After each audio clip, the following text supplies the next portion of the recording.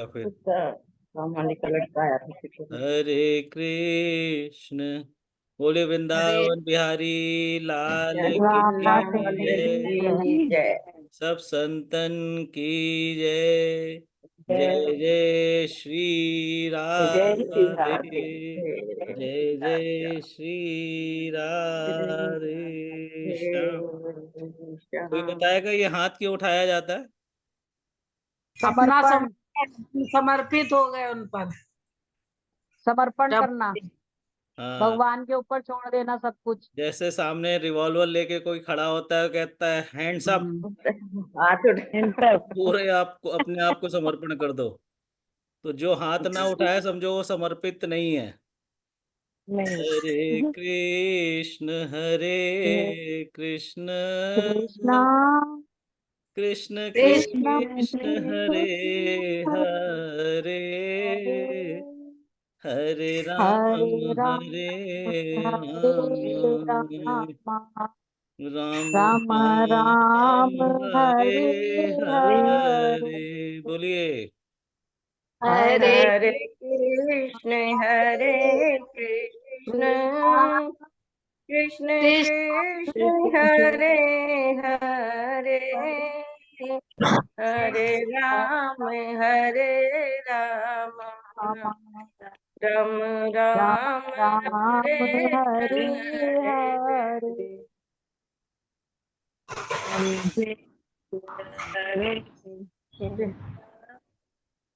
कृष्ण कृष्ण हरे हरे हरे राम राम राम हरे हरे। हरे हरे कृष्ण कृष्ण कृष्ण कृष्ण हरे हरे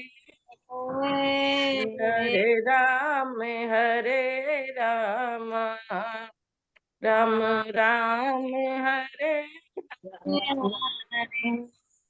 काम तेरा माइक बंद है। हरे कृष्ण कृष्ण कृष्ण कृष्ण हरे हरे हरे राम हरे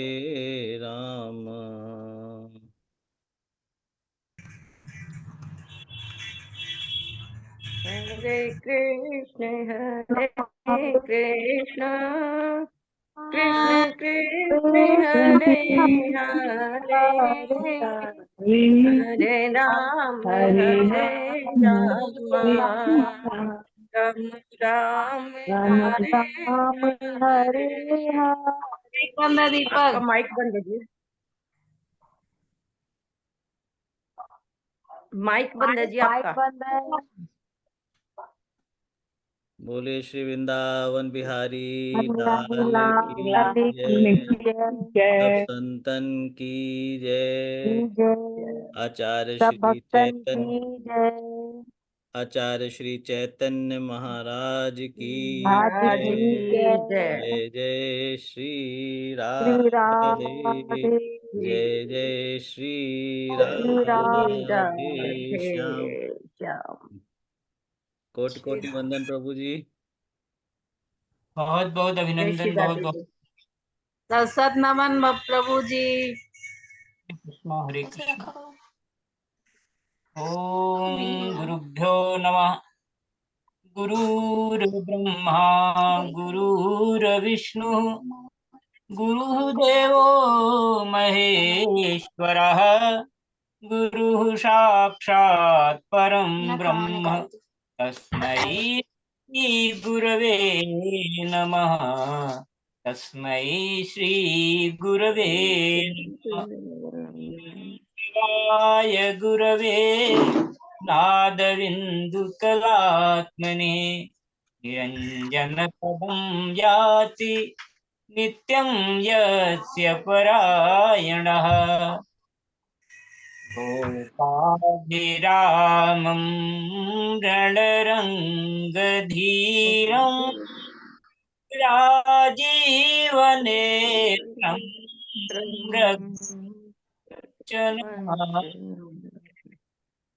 कारुण्य रूपं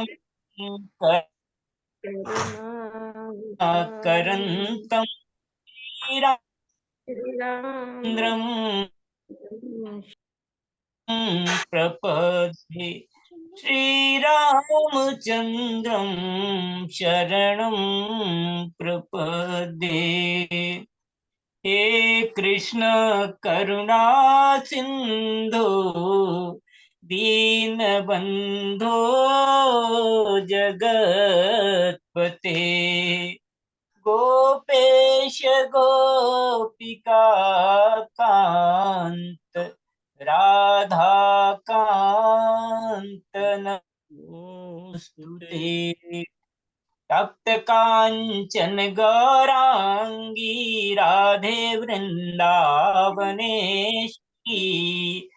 वृषभानुसुते देवी प्रणमामि हरे प्रिये प्रणमामि हरे प्रिये। कृष्णाय वासुदेवाय देवकी नंदनाय च नन्दगोपकुमाराय गोविन्दाय नमो नमः गोविन्दाय नमो नमः।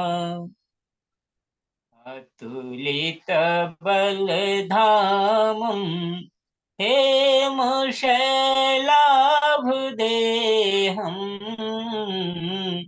तनुजवन कृशानुं ज्ञानिनामग्रगण्यं सकलगुणनिधानं वानराणामधीशं रघुपतिप्रियभक्तं वातजातं नमामि रघुपति प्रिय भक्तं वातजातं नमामि।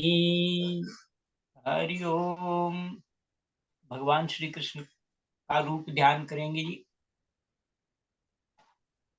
वरहापीडं नटवर वपुः कर्णयोः कर्णिकारम् बिभ्रदवासः कनककपिशं वैजयन्तीं च मालाम् रन्ध्रान् वेणोरधरसुधया पूरयन् गोपवृन्दै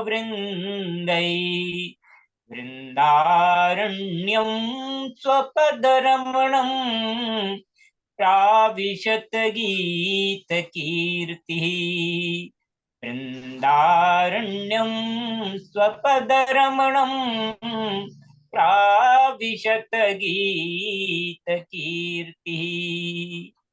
भगवान श्री कृष्ण पंख का मुकुट है, नटवर वेश है उनका, और अपने श्रवणेन्द्रिय पर कानों पर भगवान ने पीले कनेर के पुष्पों का कुंडल पहना हुआ है। भगवान के शरीर पर सुनहरा पीतांबर बहुत ही सुशोभित हो रहा है। गले में वैजयंती की माला है।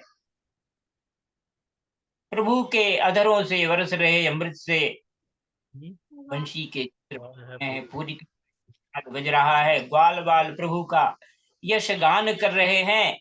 इस प्रकार उनके वृंदावन की धरती पर आने से, उनके पदार्पण बहुत ही रमणीक हो गई है।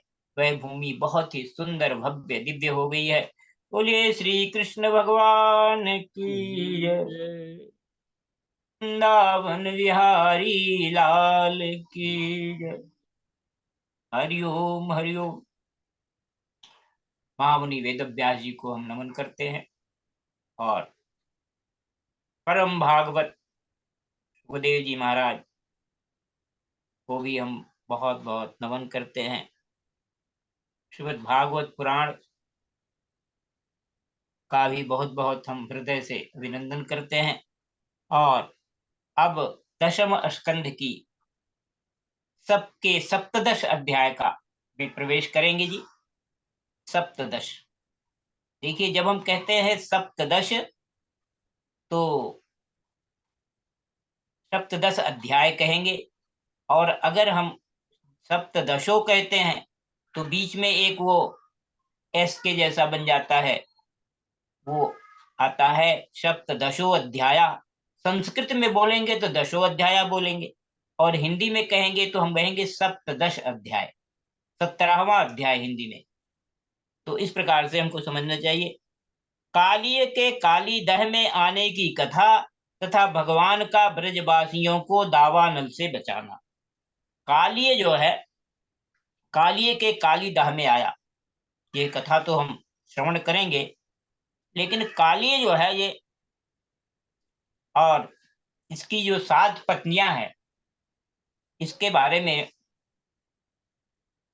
एक संत ने बताया वृंदावन के, कि बहुत ही पुराने संत हैं। तो उन्होंने ये बताया कि ये कालिय नाग जो है, ये पहली बात तो यह है कि कालिय नाग जो है ये कौन है। कहते हैं जब हम तात्विक रूप से चिंतन करते हैं, कथा का एक संदेश होता है तत्व चिंतन का, तो कहते हैं कि कालिय जो है ये जड़ है, ये जड़ है, और अपना ये बता रहा है कि मेरा तो स्वभाव ही जड़ है, जैसा हमने अभी अध्ययन किया कल। और इसका स्वभाव जड़ है, और जड़ जब होता है तो जड़ जैसे होता है वैसे ही उसी को कहा गया है कि वो महामूर्खता की स्थिति होती है, वो अज्ञान की स्थिति होती है। वो जड़ता जो होती है उसी को जगत गुरु आदि शंकराचार्य ने अपने एक बहुत ही सुंदर भज गोविंदम नाम से जो लिखा, जो रचना उनकी आई, अद्भुत है, जिसमें ये कहा गया है कि जड़ है, और भगवान, और जो उसके लिए जो शब्द प्रयोग किया है वो मूढ़ कहा है। मूढ़, तो एक तो जड़ता है, एक मूर्खता है, एक अज्ञानता है, एक मूढ़ है, जिसकी समझ बिल्कुल जो है जागृत नहीं हुई, जो पूरी तरह से तमोगुण की स्थिति है, वही मूढ़ कहा गया है। जिसमें वो कहते हैं कि भज गोविंदम गोविंदम भज मूढ़मते। संप्राप्ते सन्निहिते काले नहीं नहीं रक्षति दुक्कृङ्करणम्। भज गोविंदम गोविंदम भज मूढ़मते। गोविंद को भजो। गोविंद कौन है? गोविंद शब्द का क्या अर्थ है जी? कहते हैं गो माने इंद्रिय होता है, गो गोचर जहां लग मन जाई सो सब माया जाने भाई। गोस्वामी जी ने इतना सुंदर लिखा है। तो गो जो है ये हमारी इंद्रियां हैं, कहते हैं, और जो इंद्रियों का ये नियंत्रण करने वाला है, हमारी इंद्रियों को प्रकाशित करने वाला है। हमारी इंद्रियां जो है प्रकाशित कहाँ से होती हैं? आंखें कहाँ से देखती हैं? इनमें प्रकाश कहाँ से आता है? और हमारी वाणी कहाँ से, इसका स्रोत क्या है? हमारे श्रवण का स्रोत क्या है? हमारी जो नासिका से घ्राण शक्ति है सूंघने की, उसका स्रोत क्या है? कहते हैं इन सबको जो चलाने वाला है वही गोविंद है। तो कहते हैं उस गोविंद को भजो। हमको भजना है किसको? तो कालिय ने कहा कि प्रभु मैं तो जड़ हूं, मेरी क्या गलती है? जैसे समुद्र से हमने आपको प्रसंग बताया कि पिछली कथा में, कि समुद्र ने, जब भगवान ने संधानु प्रभु से कराला उठी उदधि उदर अंतर ज्वाला, तो उसने भी यही कहा था कि मैं तो जड़ हूं। माने जब हम जड़ हैं तो हम क्या करेंगे जी? जड़ता का ही तो काम करेंगे। तो ये जड़ता जो है, कालिय ने कहा कि ये तो समझ हमको है ही नहीं। एक तो सर्पजोनी है, सर्पजोनी ऐसी होती है साहब, कहते हैं कि इनमें कहते हैं वो बदले लेने की भावना होती है। कहते हैं इनको याद रहता है कि बदला लेना है जिसने इनका नुकसान पहुंचाया। तो कहते हैं कि ये कालिय जो है और इस प्रकार की बातें कहता है भगवान से, और उसके बाद भगवान उसको क्षमा करते हैं। और इनकी जो पत्नियां हैं जिन्होंने बहुत सुंदर स्तुति किया है भगवान की, कहते हैं ये जो संत जी ने बताया हमको, बड़े ज्ञानी और बुजुर्ग थे, बड़े वरिष्ठ थे, और उन्होंने बताया कि साहब ये जो है, ये सातों जो पत्नियां हैं, नाग पत्नियां, ये हैं हमारे शरीर में ऊर्जा के, शक्ति के 6 केंद्र बताए, 7 केंद्र बताए गए हैं। नीचे हमारे मेरुदंड में, इसी मेरुदंड में कहा गया है कि 33 कोटि देवताओं का इसी में निवास है। और फिर ये भी बताया गया कि हम इसमें 7 जो हैं केंद्र हैं उनको चक्र कहते हैं। वो चक्रों में हमारा जीव जो है वो उन्हीं में फंसा रहता है। इन्हीं को गांठ कहा गया है, ग्रंथियां कहा गया है। ये ग्रंथियां हमारे मेरुदंड में नीचे से लेकर के और चोटी तक का जो हिस्सा है, नीचे से मूलाधार, उसके ऊपर फिर जो है उसके पर स्वादिष्ठान, फिर नाभि पर मणिपुर चक्र कहा गया है, हृदय पर कहा गया है अनाहत चक्र, और कंठ पर विशुद्धि, और यहाँ पर भ्रू मध्य में दोनों भवों के बीच में जिसमें भ्रकुटी कहते हैं। तो कहते हैं ये स्थान जो है ये हमारा आज्ञा चक्र है और ऊपर सहस्त्रार है। कहते हैं इन्हीं 7 चक्रों में जब हमारी अज्ञानता धीरे धीरे दूर होती है, हम साधना के द्वारा, भगवत भजन के द्वारा धीरे धीरे जब ये गांठें खुलती हैं, तो हमारी ये एक एक चक्र जो है साफ होते जाते हैं, निर्मलता बढ़ती जाती है, और फिर जो है प्रभु का मिलन होता है। यहाँ पहुंच करके होता तो शुरुआत यह है कि हृदय तक, देखिए हृदय तक हम अनात्म भाव में रहते हैं, हम संसार में अधोगति में रहते हैं, माने निम्न स्तर में चलता रहता है हमारा तमोगुण की स्थिति में। कहते हैं हृदय से जो है ऊपर ये विशुद्ध, यहाँ शुद्धि जो है, कहते हैं यहाँ हम आत्मभाव में आ जाते हैं, अपने स्वरूप को पहचानते हैं, और यहाँ पहुंच करके हम पूरी तरह से ब्रह्म के साथ एकाकार हो जाते हैं। ब्रह्मैक्य भाव उसको कहा गया है हमारे यहाँ वेदांत में। और फिर जो है यहाँ ये तो स्थान अलग है, ये भगवत प्राप्ति का स्थान यहाँ। तो इस प्रकार से बताया कि ये 7 चक्र हैं। तो इस विषय पर ज्यादा आपको फिर बताएंगे कभी। अभी राजा परीक्षित ने क्या पूछा सुखदेव जी महाराज से, कहते नागालयम रमणकम कस्मात् तत्याज कालियः कृतं किं वा सुपर्णस्य तेनैकेन समंजसम। राजा परीक्षित ने पूछा, भगवान कालिय नाग ने नागों के निवास स्थान रमणक द्वीप को क्यों छोड़ा था, और उस अकेले ने ही गरुड़ जी का कौन सा अपराध किया था। गरुड़ जी के भय से आ गए थे कालिय जी। तो कहते हैं श्री शुकवाच, अब सुखदेव जी शुकाचार्य ने क्या बताया जी, कहते हैं उपहार्य सर्प जनैर मासी मासी यो बलिः मानस्पत्यो महाबाहो नागानां प्रांग निरूपितः।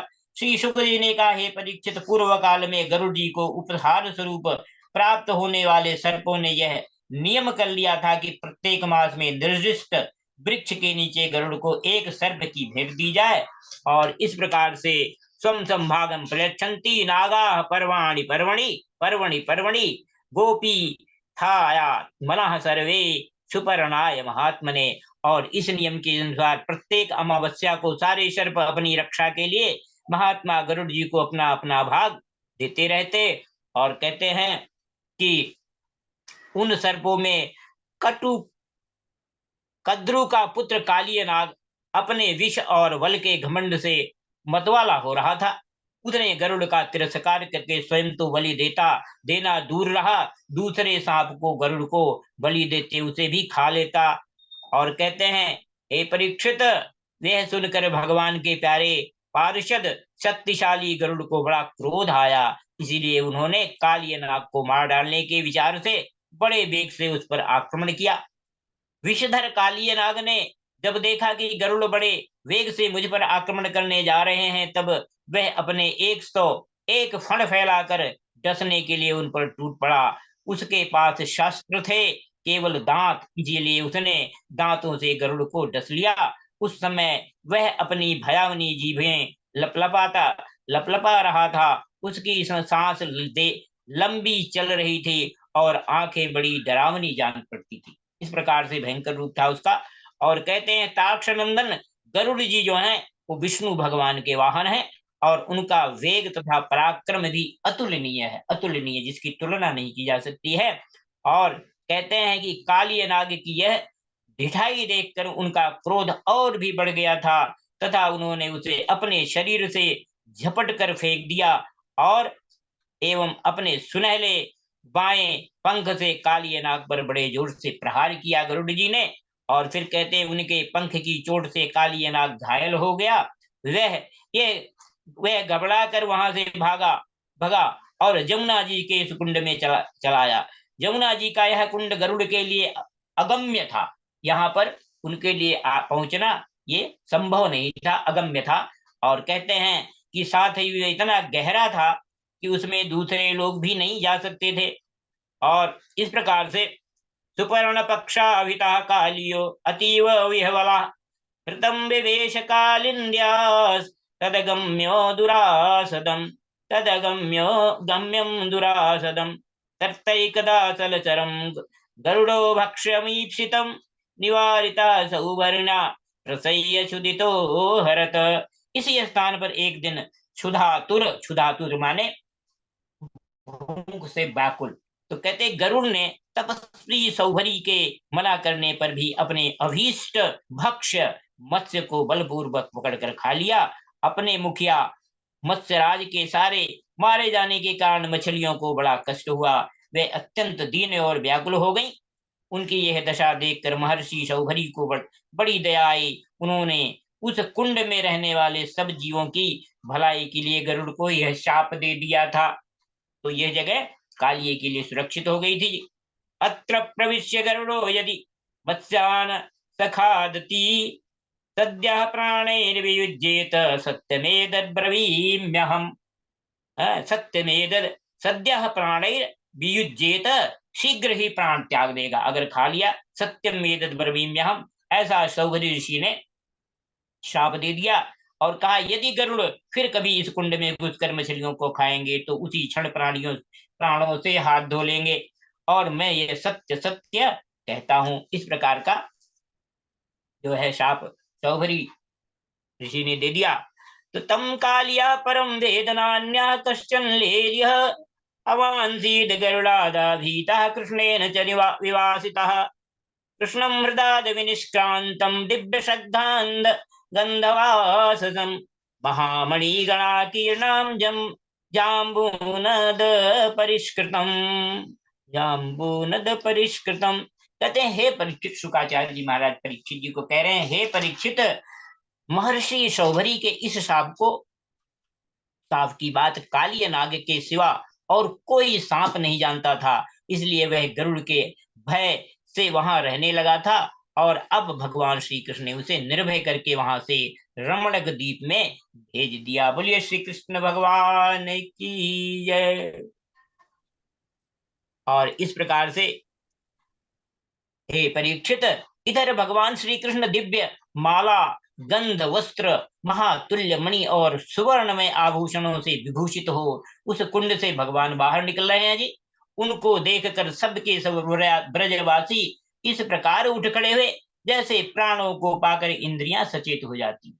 ये प्राण नहीं होता है, जीव नहीं होता है, तो क्या होता है स्थिति वैसी जो है। तो उनको देखकर सबके सब ब्रजवासी इस प्रकार उठ खड़े हुए, प्राणों को पाकर इंद्रियां सचेत हो जाती हैं। सभी गोपों का उपलभ्योत्थिता सर्वे लब्ध प्राणायवासवः प्रमोद निवृतात्मानो गोपाः प्रीत्याभिरे यशोदा रोहिणी नंदो गोप्यो गोपाश्च कौरव कृष्णं समेत लब्धेह आसं लब्ध मनोरथाः। और कहते हैं सभी गोपों का हृदय आनंद से भर गया, आनंद मग्न हो गया जी। वे बड़े प्रेम और प्रसन्नता से अपने कन्हैया को हृदय से लगाने लगे। बोलिए कन्हैया लाल की जय।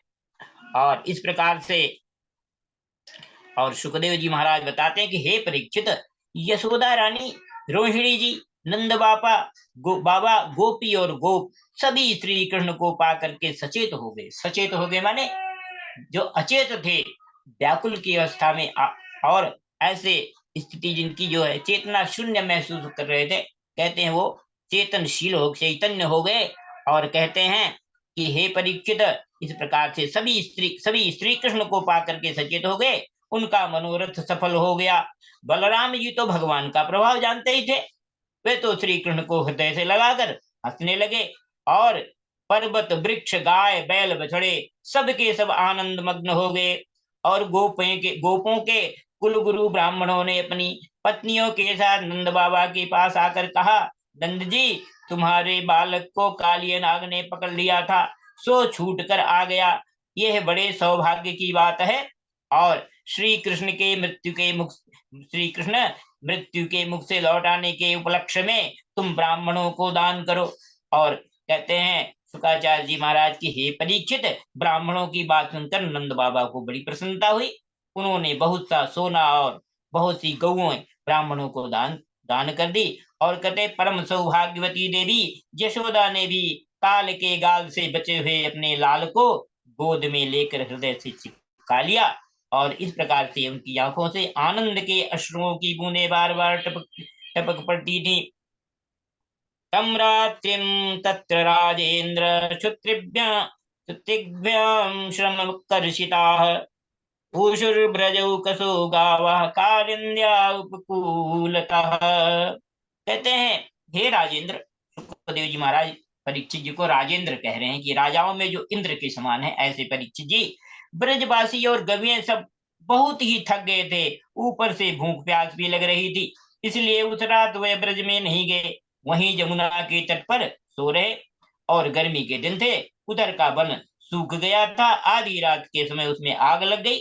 उस आग ने सोए हुए ब्रजवासियों को चारों ओर से घेर लिया और उन्हें जलाने लगी। और फिर जो है आग की आंच लगने पर ब्रजवासी घबराकर उठ खड़े हुए और लीला मनुष्य भगवान श्री कृष्ण में शरण में गए। श्री कृष्ण शरणम मम, श्री कृष्ण शरणम मम, श्री कृष्ण शरणम मम। और कहते हैं कृष्ण कृष्ण महाभाग हे रामामित विक्रम, एष घोर तमो बंधितावकान ग्रसते हि नः, एष घोर तमो बंधितावकान ग्रसते हि नः। सुदुस्तरान् स्वान् पाहि कालाग्नेः सुहृदः प्रभो, न शक्नुमवस्त्वच्चरणम् सन्त्ययुक्यत्तु कुतो भयम्। इत्थं स्वजन वैलक्लव्यं निरीक्ष्य जगदीश्वरः तमग्निं पिबत्तीव्र मनन्तोऽनन्त शक्तिधृक्, तमग्निं पिबत्तीव्र मनंतो अनंत शक्तिधृक्। कहते हैं उन्होंने कहा, प्यारे कृष्ण, श्याम सुंदर, महाभाग्यवान बलराम, तुम दोनों का बल विक्रम अनंत है। देखो देखो ये अहंकार आग, तुम्हारे सगे संबंधी हम खजानों को, हम स्वजनों को जलाना ही चाहती है। तुम में सब सामर्थ्य है, हम तुम्हारे सुहृद है। सुहृद का मतलब होता है सबसे घनिष्ठ मित्र जो होता है, वो हम सुहृद हैं, शुभ चिंतक जिसे कहते हैं। इसलिए वेल विशर, इसलिए इस प्रलय की अपार आग से हमें बचाओ। हे प्रभु, हम मृत्यु से तो नहीं डरते, परंतु तुम्हारे अकुतो भय चरण कमल छोड़ने में हम असमर्थ हैं। देखिए, मृत्यु से तो हमें डर नहीं है। आप देखिए, बहुत बड़ी बात है कि मृत्यु से हमें डर नहीं है, क्योंकि मृत्यु जो है, जो काल है बाहर, वो भी तो भगवान का ही है, भगवान ही है काल के रूप में बाहर। और जो अंदर से प्रेम जुड़ गया तो जो है परमात्मा के साथ जुड़ गया और प्रभु के साथ जुड़ गया, तो आनंद ही आनंद है। तो वहां डर काहे का? भगवान यही तो करते हैं, भगवान अपने भक्तों को अभय कर देते हैं, अभय दान दे देते हैं। भगवान की ऐसी कृपा है जी। और कहते हैं भगवान अनंत हैं, वे अनंत शक्तियों को धारण करते हैं। हरि अनंत हरि कथा अनंता, कहाँ ही सुनई सब संता, उन जगदीश्वर भगवान श्री कृष्ण ने जब देखा कि मेरे स्वजन इस प्रकार व्याकुल हो रहे हैं, तब उस भयंकर आग को पी गए। इस प्रकार से कहते हैं कि मैं सबका दाह दूर करने के लिए ही अवतीर्ण हुआ हूं। प्रभु कहते हैं अग्निपान कैसे का मतलब यह है कि इसलिए यह दाह दूर करना भी मेरा कर्तव्य है। सबका दाह माने सबके हृदय की जलन को, ज्वाला को मिटाने वाले, दैहिक दैविक भौतिक तापा, तीनों तापों को दूर करने वाले ये ताप को। और कहते हैं राम अवतार में श्री जानकी जी को सुरक्षित रखकर अग्नि ने मेरा उपकार किया था, मेरा उपकार किया था। अब उसको अपने मुख में स्थापित करके उसका सत्कार करना मेरा कर्तव्य है। इस प्रकार से हमारे कन्हैया लाल जी ने अपने भक्तों का को बचाया, रक्षा की। श्रीमद्भागवते महापुराणे पारमहंस्यां संहितायां दशमस्कन्धे पूर्वार्धे दावाग्निमोचनं नाम सप्तदशोऽध्यायः। बोलिए श्री कन्हैया लाल की जय। बोल वृंदावन बिहारी लाल की जय।